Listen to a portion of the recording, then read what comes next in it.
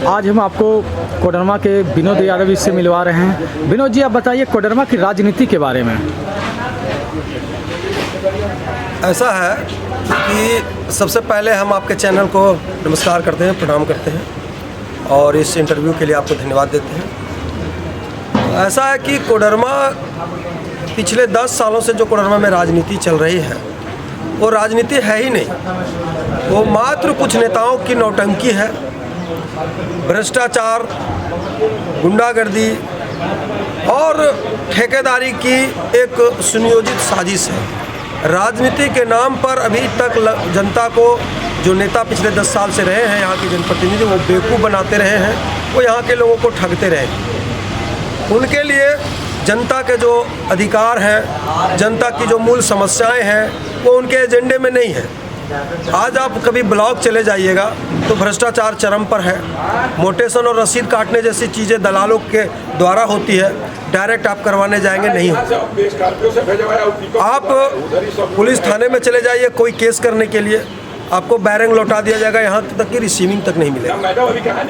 और राजनीति के नाम पर नेता अभी जो 10 साल से इस क्षेत्र में है वो ठेकेदारों को पालने का काम कर रहे हैं। इस क्षेत्र की खूबसूरती, खुशकिस्मती है कि इस आदमी ने, इस महान शख्सियत ने, जिनका नाम सुभाष प्रसाद यादव है, इस क्षेत्र में आते ही पिछले 5 सालों से यहाँ की राजनीति की दशा और दिशा बदल दी।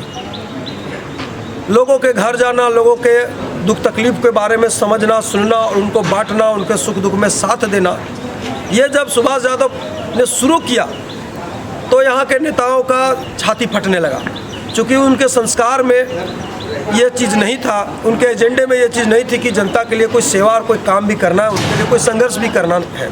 ये चीज़ें नहीं थी पहले के नेताओं में। लेकिन जब से सुभाष प्रसाद आए हैं, जनता के दिलों में राज कर रहे हैं और इन्हीं कारणों से विपक्ष ने और उन लोगों ने जो सत्ता को अपने बाप की जागीर समझते हैं, उन लोगों ने झूठे मुकदमे में फंसा करके सुभाष यादव को जेल भेजने का काम किया है। पिछले 1 सप्ताह से हम लोग क्षेत्र में जा रहे हैं, क्षेत्र में जा कर के लोगों से समझ रहे हैं कि भाई विधानसभा चुनाव में होना क्या है।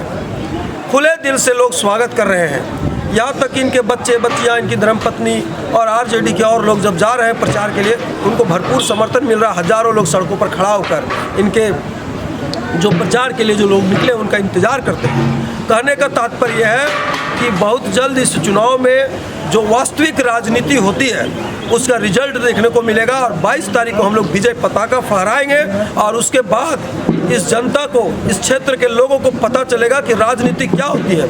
क्योंकि सुभाष यादव के एजेंडे में राजनीति का मतलब ठेकेदारी और कमीशनखोरी नहीं है। सुभाष यादव के एजेंडे में राजनीति का मतलब है जनता की सेवा, दुख तकलीफ जिनको है उनकी सेवा, बच्चा का एजुकेशन, स्वास्थ्य की सुविधाएं और जिन क्षेत्रों में निर्माण होना है उसमें एक गुणवत्तापूर्ण निर्माण हो। ठेकेदार और बिचौलिया उसमें अपना मलाई नहीं चाहे, रोटी नहीं सेक सके, ऐसी व्यवस्था करना सुभाष यादव के एजेंडे में शामिल है। दूसरी ओर अभी बहुत छटपटाहट है, तो लोग भिन्न भिन्न तरह का दिमाग लगा करके अफवाहों का बाजार गर्म करके कि सुभाष यादव जेल में है तो कैसे चुनाव लड़ा जाएगा।